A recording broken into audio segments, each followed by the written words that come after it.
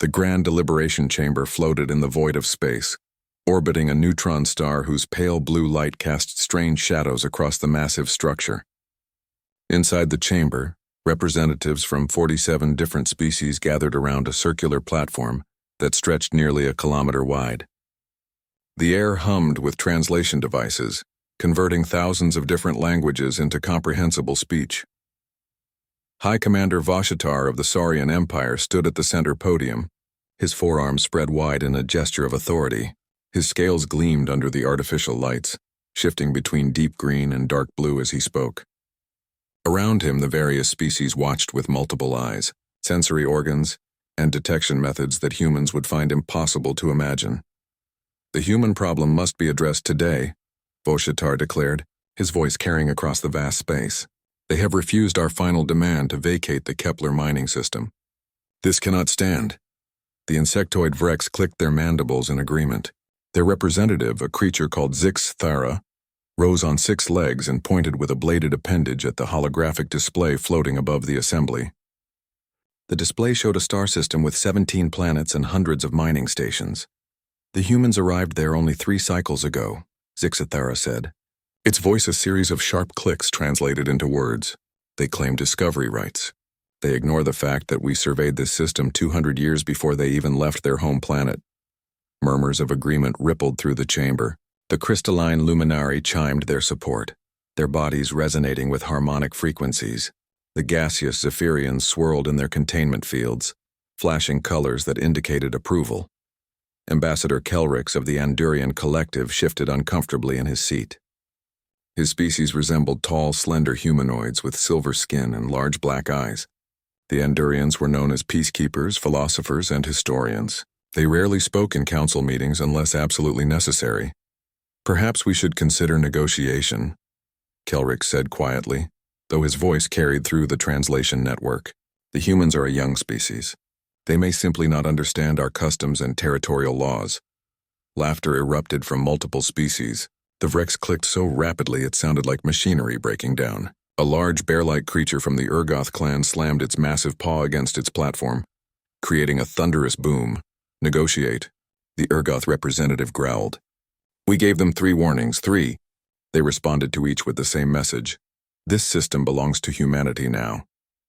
Voshitar nodded, his reptilian face forming what might have been a smile. Indeed, the humans are arrogant for such a primitive species. They have been in space for barely 200 of their years. We have been traveling between stars for millennia. He gestured to the tactical display, which now showed ship formations. Blue icons represented the Council's enforcement fleet. Red icons showed human vessels. The difference in numbers was staggering. Our intelligence indicates they have stationed 42 vessels in the system, Voshitar continued. We have assembled an enforcement fleet of 2,100 ships. The humans are outnumbered 50 to 1. Another wave of approving sounds swept through the chamber.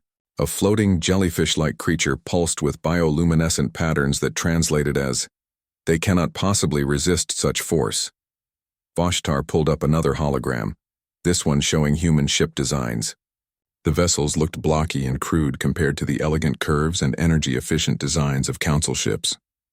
Where Council vessels used advanced plasma drives and quantum tunneling engines, human ships relied on fusion reactors and ion propulsion. Look at their technology, Voshitar said with clear disdain in his voice. Chemical propulsion in some cases. Kinetic weapons. Metal slugs fired by electromagnetic force. No energy shields, only physical armor. No particle beams, no graviton weapons, no phase disruptors. ceasefire clicked rapidly again. My military analysts have completed their assessment. Human resistance will collapse within 6 hours of initial engagement. 8 hours at most if they choose to die rather than surrender. 6 hours seems generous, commented a serpentine creature from the Naga Collective. Their weapons cannot penetrate our shields. Their engines cannot outrun our ships. Their armor cannot withstand our plasma cannons. Ambassador Kelrix rose to his feet slowly, his expression troubled. The chamber grew quiet as the Andurian spoke, out of respect for his species' reputation for wisdom if nothing else. I urge caution, Kelrix said, his voice steady but concerned. The humans are indeed young. They are indeed primitive by our standards. But I have studied their history. I have reviewed their cultural databases. These beings have spent their entire existence fighting themselves, interrupted the Urgoth representative with a laugh. They nearly destroyed their own planet with nuclear weapons. They are savages who turned their aggression on each other for thousands of years. Precisely my point, Kelrix replied. They are survivors. They learned to wage war in conditions we cannot imagine. Gravity wells, atmospheric combat, limited resources. They developed strategies and tactics born from desperation and necessity. Voshtar's scales rippled with amusement. Ambassador Kelrix, with all due respect to your species' wisdom, you are overthinking this. Yes, humans fight among themselves. So did all of our species before we achieved space travel. But they are fighting with primitive tools against advanced technology. It would be like using stone knives against plasma rifles. Stone knives can still kill, Kelrix said quietly. But his voice was drowned out by the renewed discussion among the council members. A vote was called. The resolution was simple. Authorize the enforcement fleet to remove human presence from the Kepler mining system by any means necessary. 46 species voted in favor. Only the Andurians abstained. Voshitar's forearms rose in triumph. It is decided. I will personally lead the enforcement fleet. The humans will be given one final chance to surrender peacefully. If they refuse, we will demonstrate the price of defying the Galactic Council. The chamber erupted in approving sounds, clicks, chimes, and roars. Various species congratulated each other on the decisive action. Several made wagers on how quickly the humans would surrender. As the meeting concluded and representatives began filing out to their respective ships and stations, Ambassador Kelrix remained seated. He stared at the holographic display showing the Kepler system, watching the red icons representing human ships. A younger Andurian approached him, one of his aides. Ambassador, should we send a warning to the humans? Perhaps through unofficial channels? Kelrix shook his head slowly. The Council has made its decision. We cannot interfere, but I fear they have made a terrible mistake. Surely the humans cannot win against such odds, the aide said. Perhaps not, Kelrix replied, his black eyes reflecting the starlight filtering through the chamber's transparent dome. But winning and surviving are not always the same thing. The humans have a saying I discovered in their databases. It's not the size of the dog in the fight. It's the size of the fight in the dog. I fear the Council is about to learn what that means. 3 hours later, the enforcement fleet departed from Council space, heading toward the Kepler system. 2,000 ships representing 12 different species, all equipped with technology centuries beyond human capability. Admiral Voshitar sat in his command chair aboard the flagship Eternal Dominance, confident that this would be the easiest victory of his long military career. He had no idea that in less than 30 minutes after arriving at Kepler, his certainty would be shattered completely. The enforcement fleet emerged from faster-than-light travel at the edge of the Kepler system, like a swarm of mechanical locusts. 2,000 ships of various designs materialized in coordinated formation, their emergence creating ripples in space-time that registered on every sensor within light hours. Admiral Voshitar stood on the bridge of the Eternal Dominance, his forearms clasped behind his back as he surveyed the tactical displays. His crew worked efficiently around him, reptilian fingers dancing across holographic controls, monitoring everything from shield frequencies to weapon charging cycles. Status report, Voshtar commanded. His tactical officer, a younger Saurian named Kresh, manipulated the display. All fleet elements have successfully translated from FTL. Formation is holding. No technical issues reported. We are conducting initial scans of the inner system. The main view screen showed the Kepler system stretched before them. The primary star burned yellow-white in the distance. Planets orbited in orderly paths. Asteroid belts glittered with reflected light. And somewhere among all of this, 42 human vessels waited. Where are they? Voshitar asked. Scanning now, Admiral, replied the sensor operator, a luminary whose crystalline body pulsed with concentration. I am detecting scattered energy signatures throughout the system. The humans appear to be dispersed. Dispersed? Voshitar's scales rippled with confusion. Show me. The tactical display zoomed in on the inner system. Red icons appeared representing human ships, but they were not grouped together in defensive formation as expected. Instead, they were spread across the system in seemingly random positions. Some near asteroid clusters, some in high orbits around gas giants, others drifting in empty space between planets. Is this an evacuation pattern? Asked Kresh, studying the display. Negative, the sensor operator replied. All vessels show active power signatures. They are not fleeing. They are simply scattered. Zixthara, the Vrex commander serving as second in command of the fleet, clicked its mandibles thoughtfully. Perhaps they lack coordination. Human command structure may have broken down. Fear does that to primitive species. Vashatar nodded slowly, though something felt wrong. He had commanded fleets for 300 cycles. He had seen panic. He had seen desperation. This looked like neither. Open a channel to the human vessels, he ordered. The communication officer worked briefly, then nodded. Channel open, Admiral. All frequencies. Vashtar straightened, allowing his voice to carry the full weight of his authority. Attention human vessels. This is Admiral Vashatar of the Galactic Council Enforcement Fleet. You are in violation of Council territorial law. You have refused multiple demands to vacate this system. This is your final opportunity to surrender peacefully. Power down your vessels and prepare to be escorted out of Council space. Silence followed. For several long seconds, nothing but static came through the speakers. Then a voice responded. Calm, human, female. This is Captain Rachel Torres of the United Nations Starship Indomitable. Admiral Voshtar, we have received your message.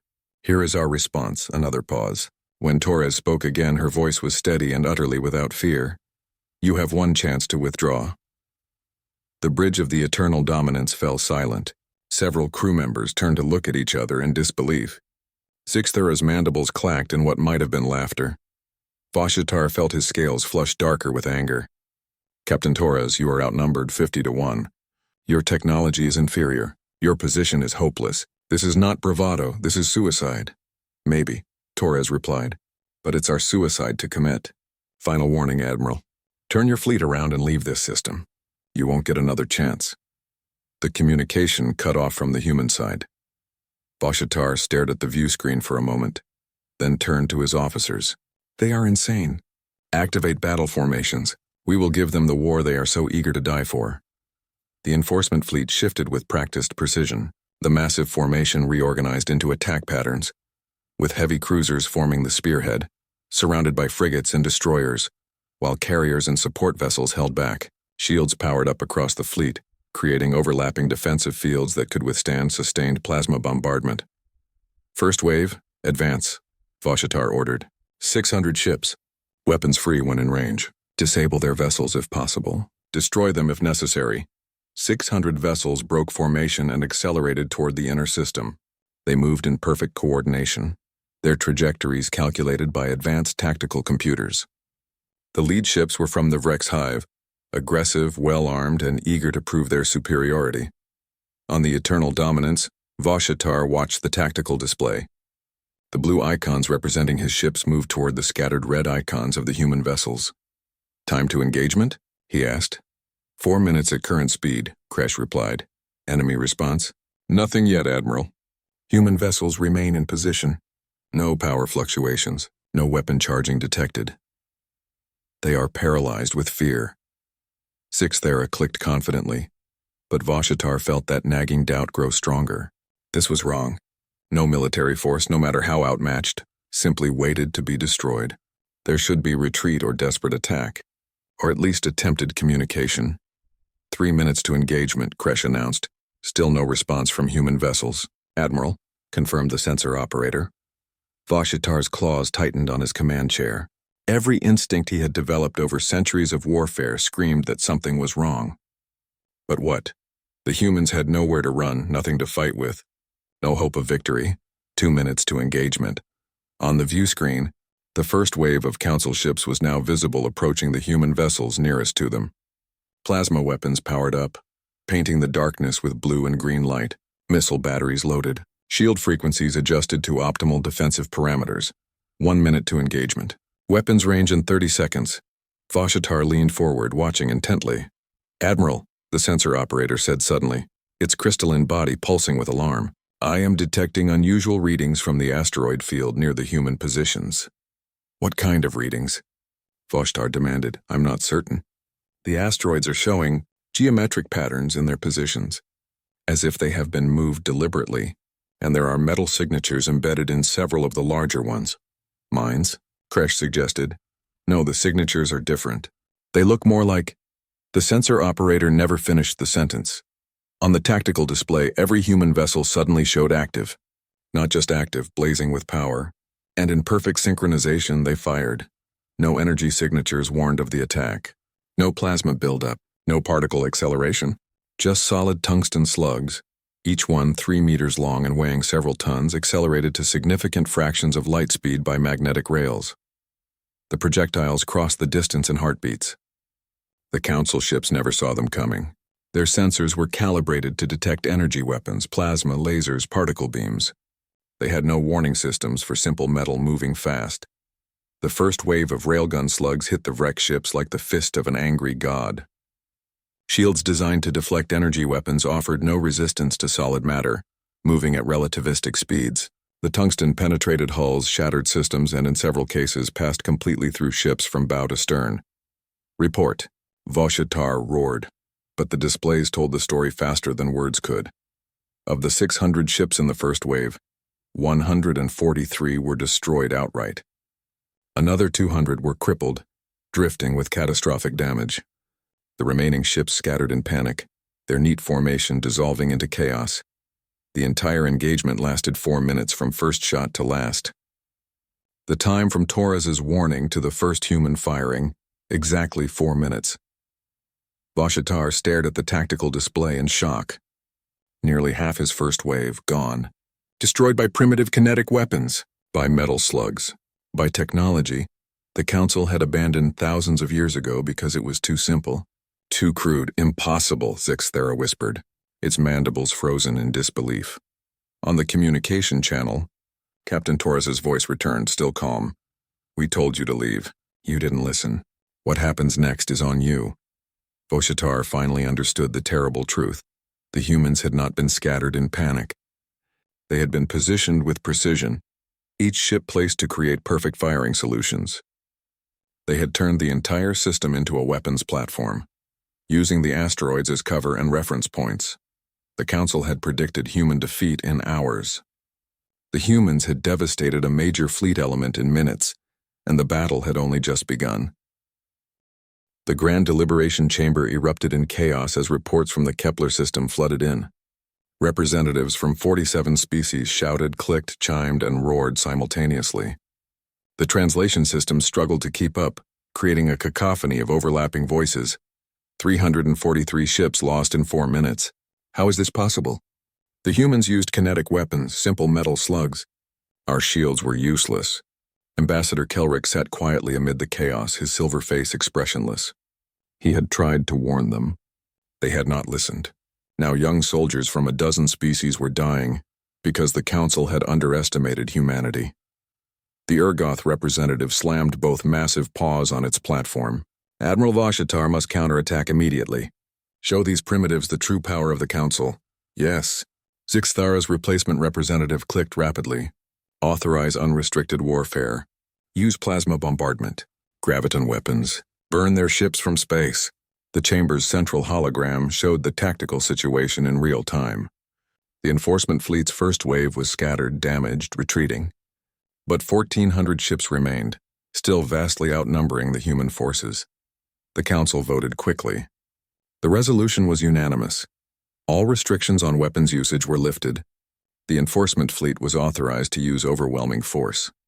Back in the Kepler system, Admiral Voshitar received the authorization with grim satisfaction. His scales still burned with the shame of the first engagement. The humans had humiliated him, humiliated the entire Council with their primitive technology. New battle plan, he announced to his officers. We will not advance piecemeal. The entire fleet will attack simultaneously. Overwhelm their positions. They cannot target all of us at once. Kresh nodded, working on the tactical display. Admiral, I recommend we target the asteroids first. Destroy their cover, agreed, and I want plasma bombardment at maximum intensity. If their shields cannot stop kinetic weapons, our energy weapons will tear through their armor like paper. The enforcement fleet reorganized. 1,400 ships formed a massive wall of firepower. Heavy cruisers positioned at the front, their plasma cannons capable of melting small moons.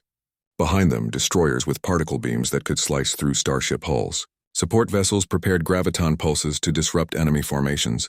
All ships report ready, Admiral, Kresh announced. Then we end this, Voshitar said. Full advance. All weapons free. Show the humans what real warfare looks like. The enforcement fleet surged forward as one massive formation. Their combined shields created an energy barrier that lit up space like a small sun. Weapons charged, turning the darkness into a light show of colors that human eyes had never been designed to see. But as they advanced, something strange began to happen. Admiral, I'm detecting unusual activity on the human communication networks, reported the signals officer. Jamming? Voshitar asked. No, sir. It appears to be. Multiple different signals, all competing with each other, as if they cannot coordinate their defense. Voshitar's scales rippled with satisfaction. Panic has set in. They realize they cannot stop us all. But the signals officer looked confused. Sir, these transmissions don't match panic patterns. They look more like orders, but they're contradictory. Before Voshitar could respond, alarms blared across the bridge. Incoming fire from Sector 7, someone shouted. Evasive action. But the Eternal Dominance was part of a massive formation. 1,400 ships moving in coordination could not simply dodge. The railgun slug, another tungsten projectile moving at impossible speeds, tore through the formation. It missed the Eternal Dominance by meters but struck a luminary cruiser behind them. The crystalline ship shattered like glass, beautiful and terrible. Return fire on those coordinates. Voshitar ordered. Plasma cannons blazed. Particle beams lanced through space. The asteroid where the human ship had been hiding exploded in a spectacular fireball. But the human vessel was already gone, relocated to another position. Contact Sector 12. Multiple human vessels! The fleet tried to rotate to face the new threat, but their own size worked against them. As the massive formation turned, human ships struck from a different angle. More railgun fire. More ships damaged. They're picking us apart. Kresh shouted over the alarms, then something worse happened. On the tactical display, several council ships began showing erratic behavior. A Vrex destroyer suddenly fired on its own squadron. A Naga cruiser's shields dropped without warning. 2 Urgoth frigates collided with each other despite having advanced collision avoidance systems. What is happening? Voshitar demanded. The communications officer looked up in horror. Admiral, I think we've been hacked. Those contradictory signals. They weren't from the humans trying to coordinate. They were from the humans infiltrating our networks. Impossible. Our systems are quantum encrypted with multiple redundancies. I'm reading unauthorized access in over 300 ships. Targeting systems are compromised. Navigation is compromised. Even life support in some vessels. A Saurian frigate on the view screen suddenly vented atmosphere. Its airlocks had opened remotely. Escape pods launched frantically as the crew abandoned ship. Voshitar stood frozen in disbelief. The humans had turned the Council's own technology against them. Ships were firing on friendlies. Navigation systems were sending vessels off course. Shields were dropping randomly across the fleet. Shut down all network connections. Voshitar ordered. Revert to local systems only. If we do that, we lose fleet coordination, Kresh warned. We have already lost coordination. Execute the order. As the enforcement fleet scrambled to isolate their systems, the human vessels pressed their advantage.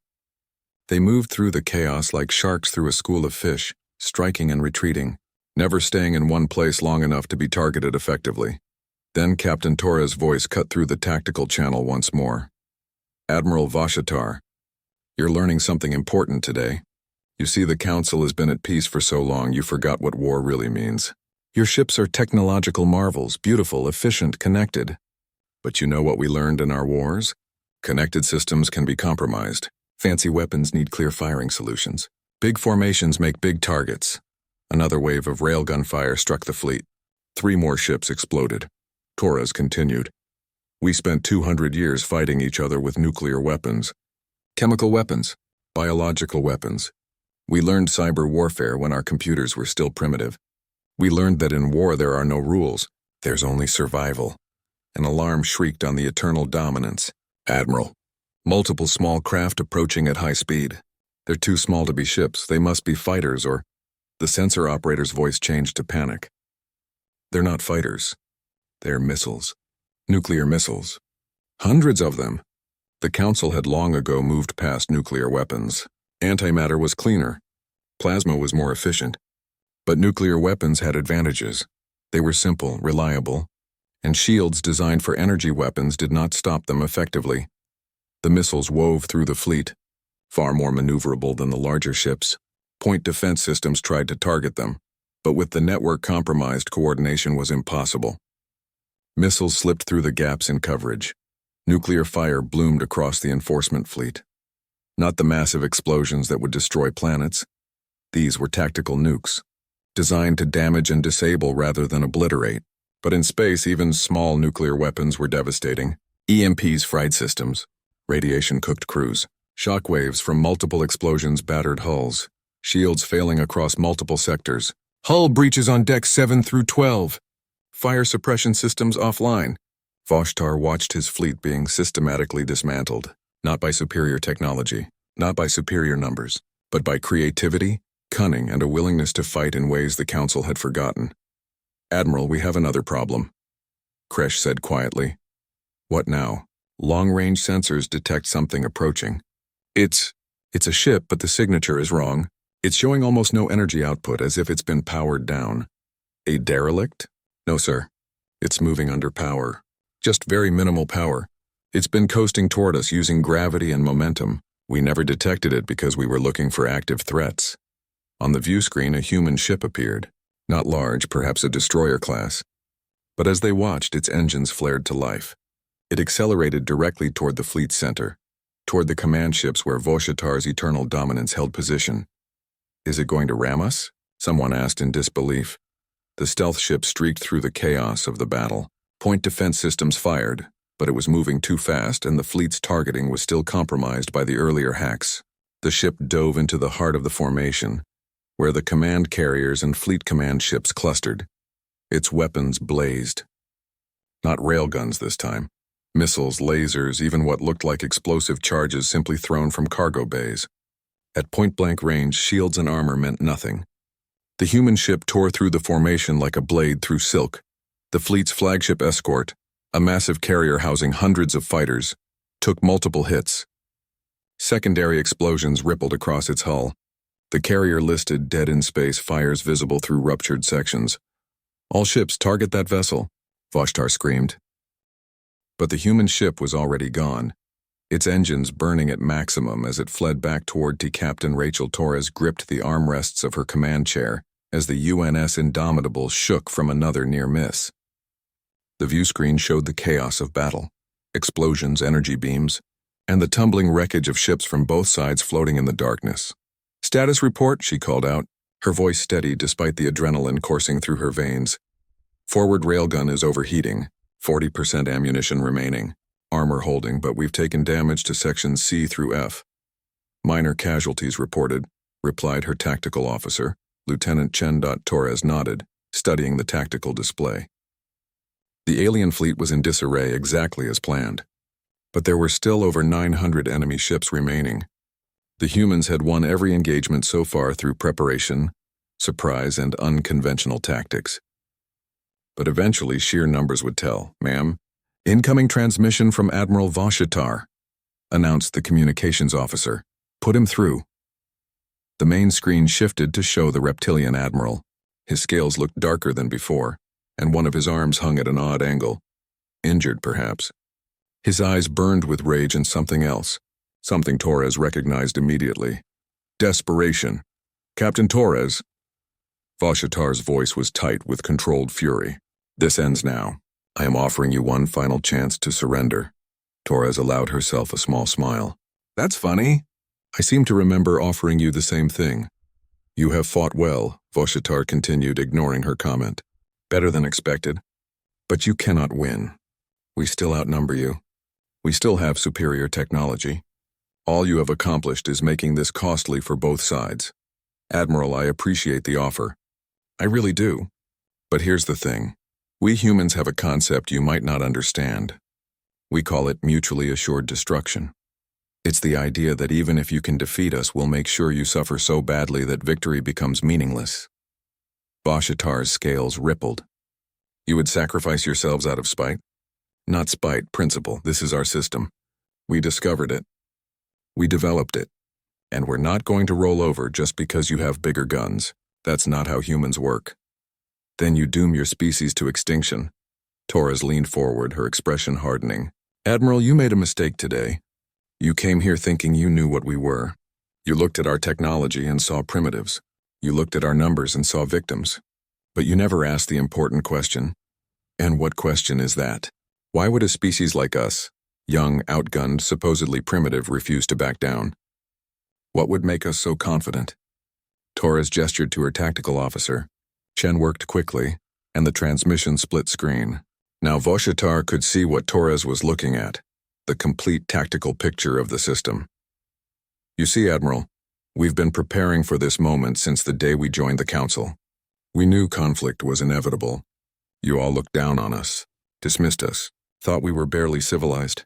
So we let you think that we played the part of the eager newcomers, the primitive species just happy to be included. She highlighted several points on the tactical display. But while you were underestimating us, we were studying you. Every council meeting, every diplomatic exchange, every piece of technology you graciously shared with us, we analyzed it all. We found your weaknesses. Impossible, Voshitar said, but his voice lacked conviction. Your ships are networked for efficiency. That makes them vulnerable to hacking. Your shields are optimized for energy weapons. That makes them weak against kinetic projectiles. Your tactics assume technological superiority. That makes you predictable. Torres stood from her chair. We humans spent thousands of years fighting each other. We know every dirty trick, every desperate strategy, every way to make a weaker force defeat a stronger one. We learned guerrilla warfare, asymmetric tactics, psychological operations. We learned how to turn our weaknesses into weapons. On the tactical display, the human ships were repositioning again, but this time, instead of attacking, they were concentrating near the largest asteroid cluster in the system. What are you doing? Voshitar demanded, showing you something. Chen, activate the spreaders. On the view screen, the asteroid cluster began to move. Not as individual rocks, but as a coordinated system. The humans had spent weeks placing charges, engines, and guidance systems throughout the cluster. Now, with the press of a button, those asteroids began fragmenting, but not randomly. Each large asteroid split into dozens of smaller pieces, each piece following a calculated trajectory. Within seconds, thousands of rock fragments were accelerating toward the enforcement fleet. Kinetic spreaders, Torres explained. We learned this technique from asteroid mining. Take one big rock, turn it into 1,000 smaller projectiles. Your shields can handle a few hits. Can they handle thousands? The asteroid fragments hit the fleet like a shotgun blast across space. Individual pieces were not large enough to destroy ships, but they didn't need to. They overwhelmed point defense systems. They created debris fields that forced ships to maneuver. They disrupted formations and sowed chaos. While the Council forces were distracted by the asteroid barrage, Torres gave her next order. All ships execute Thermopylae Protocol. Across the system, human vessels began moving, but not toward the enemy. They were falling back toward a narrow region of space between two large planets, a choke point where gravity wells from both worlds created navigational challenges. You retreat? Voshitar asked, confusion mixing with his anger.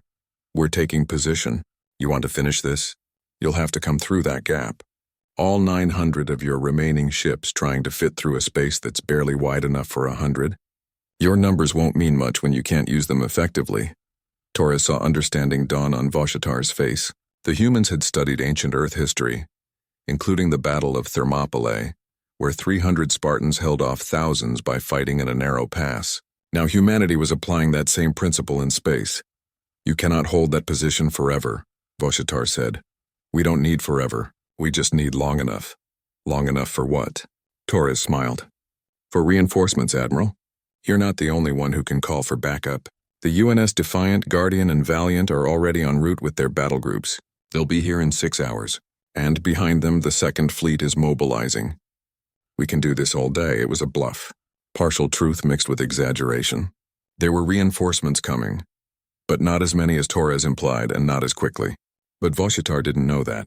All he knew was that his quick enforcement action had turned into a nightmare, and now it might get worse. You're insane, Voshitar said quietly. Maybe, or maybe we're just willing to pay a price you're not. Tell me, Admiral, how many ships are you willing to lose for a mining system? How many crews are you ready to sacrifice for your pride? Torres walked closer to the view screen, her voice dropping. We both know this isn't about territory anymore. This is about respect.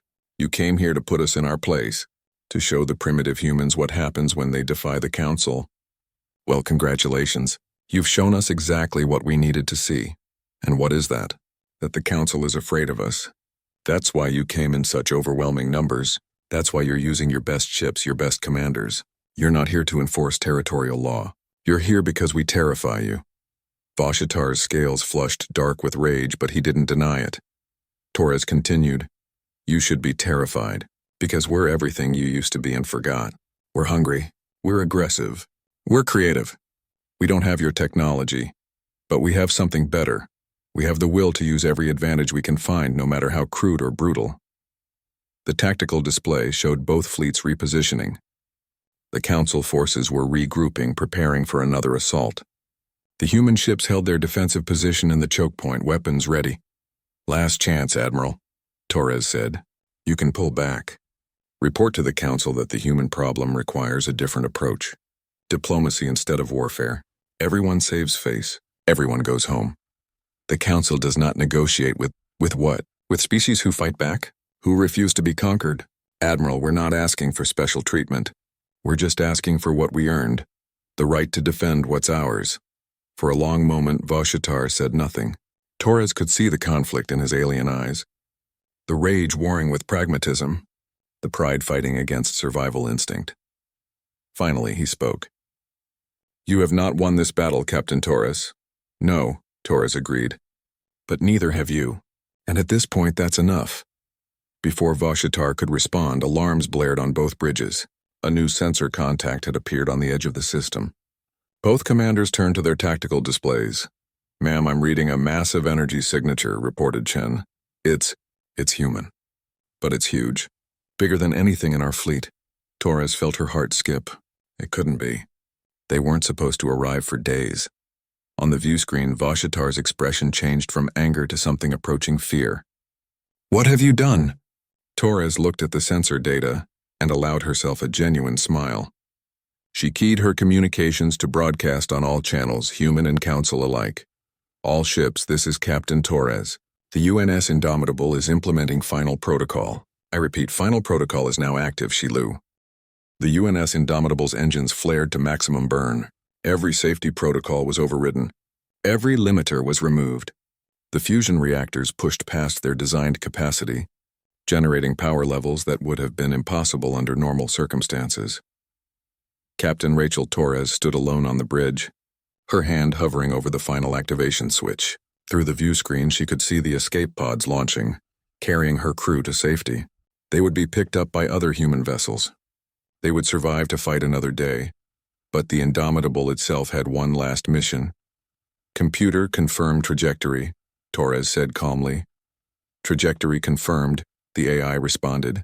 Current heading will take us through the center of the Council fleet formation. Impact with flagship Eternal Dominance in 90 seconds. Admiral Vashitar's voice crackled over the still open channel. Torres, stop this madness. This is suicide! Torres smiled grimly. No, Admiral. This is war. This is what happens when you push a species that evolved by refusing to accept extinction. We survived ice ages. We survived plagues. We survived nuclear war. You think we're afraid of death? The Indomitable accelerated harder. Its bow was now glowing from friction with stray particles in space.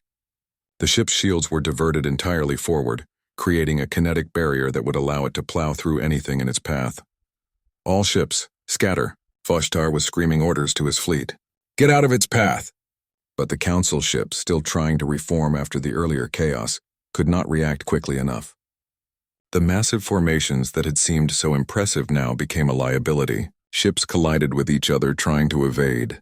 Others simply could not build enough velocity to escape in time. Torres watched the distance counter tick down.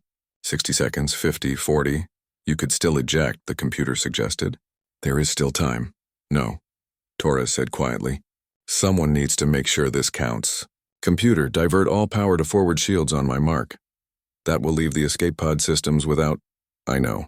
Do it anyway. The Indomitable was now a missile, a massive kinetic weapon moving at speeds that made evasion nearly impossible. Its target was clear. The eternal dominance, the flagship, the symbol of Council authority. But at 30 seconds from impact, something changed. Torres's tactical display suddenly showed new contacts, dozens of them appearing at various points around the system. These weren't Council ships. They were human, the reinforcements she had bluffed about earlier. "This is Admiral Chen of the UNS Defiant," a voice crackled over the emergency channel. "Rachel, abort." "We're here!" "You don't have to do this." Torres felt her breath catch. Her brother, James, had arrived with the relief force. They were supposed to be hours away still. They must have pushed their drives beyond safe limits to get here. "Computer, abort ramming protocol," she ordered, unable to comply. "Momentum is too great. Impact unavoidable." Torres felt ice in her veins. She had committed to this action, and now physics itself prevented her from stopping. "Rachel," her brother's voice was desperate. "Eject, get out of there!" Her hand moved toward the ejection controls, then stopped. If she ejected now, the Indomitable would continue on its course. It would still hit the eternal dominance. Admiral Vuster would die. His crew would die. And the war would continue, escalating beyond anyone's ability to control it. In that moment, Torres made a different choice. "Computer, divert course. New heading 047 Mark 8. Full burn. That heading will take us past the Council fleet with no impact." "I know." The Indomitable's thrusters fired, altering its trajectory by mere degrees. But at this velocity, mere degrees meant everything. The ship that had been on a collision course with the flagship now curved away, passing through the Council formation at terrifying speed but hitting nothing. It shot past the eternal dominance, with mere kilometers to spare. Close enough that the flagship rocked from the shockwave of its passing. Torres's ship streaked out into empty space beyond the fleet, its engines burning out from the strain, but its hull intact. In the sudden silence that followed, Torres slumped into her command chair. Her hands were shaking. She had come within seconds of dying, of killing hundreds, of starting a war that would have consumed both sides. "Torres," Voshitar's voice was quiet now, shaken. "Why?" "Because someone had to blink first," Torres replied. "And I realized something, Admiral. You were right. We haven't won this battle, but you were also wrong. Neither have you. And if we keep fighting, we'll both lose everything that matters." On her tactical display, the human reinforcements were taking position around the system, not attacking, not threatening, just present. A show of force, but also a show of restraint. "This is Admiral Chen to Council forces," her brother's voice broadcast on all channels. "We are not here to continue the fight. We're here to offer terms. Stand down and we talk. Keep fighting and we finish what you started. Your choice." For a long moment, nothing happened. The two fleets faced each other. Hundreds of ships, thousands of lives, all hanging in balance. Then one by one, the Council ships powered down their weapons. "This is Admiral Voshitar," came the reply. "We must accept your terms. Ceasefire is in effect." 3 weeks later, Ambassador Kelrick stood in the Grand Deliberation Chamber, addressing the assembled Council. The chamber was quieter than usual. Many seats were empty. Representatives who had lost ships, crew, and pride in the Kepler system. "We have all read Admiral Voshitar's report," Kelrick said, his silver face grave. "The humans defeated our enforcement fleet using tactics we did not anticipate, weapons we had dismissed as primitive, and a will to fight that we had not believed possible." The Vrex representative clicked angrily. "They cheated, used dishonorable tactics, hacking our systems, ramming attacks, nuclear weapons. They won," Kelrick interrupted. "Honor is a concept of those who can afford it.